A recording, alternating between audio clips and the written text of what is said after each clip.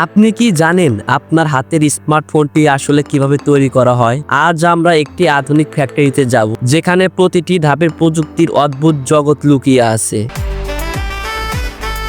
প্রথমেই engineering team কম্পিউটারের সাহায্যে ফোনের ডিজাইন তৈরি করেন। এরপর প্রোটোটাইপ বানিয়ে সেটির টেস্টিং করা হয়, যেমন স্ক্রিন কতটা শক্ত, ব্যাটারি গরম হলে কি হবে, এমনকি পানিতে ডোবালে ফোনের অবস্থা কেমন হবে। মজাদার ফ্যাক্ট হচ্ছে, একটি ফোন মার্কেটে আসার আগে প্রায় 50-বারেরও বেশি প্রোটোটাইপ টেস্ট করা হয়।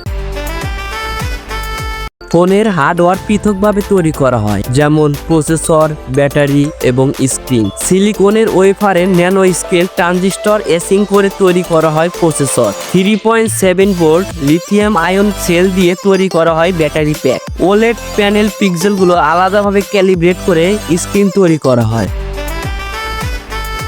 অ্যাসেম্বলি লাইনে রোবটগুলো সেকেন্ডের মধ্যে পিসিবিতে প্রসেসর, র্যাম, ক্যামেরা, সেন্সর বসায়, স্ক্রিন ও ব্যাটারি সংযুক্ত করে।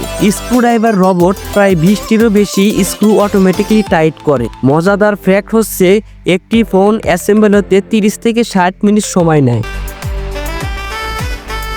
প্রতিটি ফোন 100টিরও বেশি টেস্টে পাস করে, যেমন ড্রপ টেস্ট, ওয়াটারপ্রুফ টেস্ট এবং সফটওয়্যার টেস্ট। ড্রপ টেস্টের ক্ষেত্রে 1.5 মিটার উচ্চতা থেকে 26 বার ফোনকে ফেলা হয়। ওয়াটারপ্রুফ টেস্টের ক্ষেত্রে IP68 রেটিং পেতে 30 মিনিট পানিতে ফোন ডোবানো হয়। সফটওয়্যার টেস্টের ক্ষেত্রে অ্যান্ড্রয়েড বা iOS এর সমস্ত ফিচার চেক করা হয়।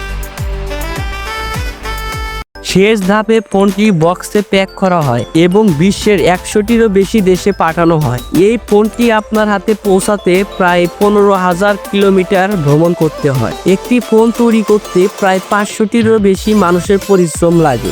এই ভিডিওটা দেখে আপনি কি আপনার ফোনটাকে নতুন চোখে দেখছেন? কমেন্টে জানান। আপনার ফোনটা কোন ব্র্যান্ডের অবশ্যই কমেন্ট বক্সে জানান, এবং আমাদের ভিডিওটা যদি ভালো লেগে থাকে অবশ্যই লাইক, কমেন্ট এবং শেয়ার করতে ভুলবেন না। পরবর্তী ভিডিওতে আবার দেখা হবে। ততক্ষণ ভালো থাকবেন, সুস্থ থাকবেন। আল্লাহ হাফেজ।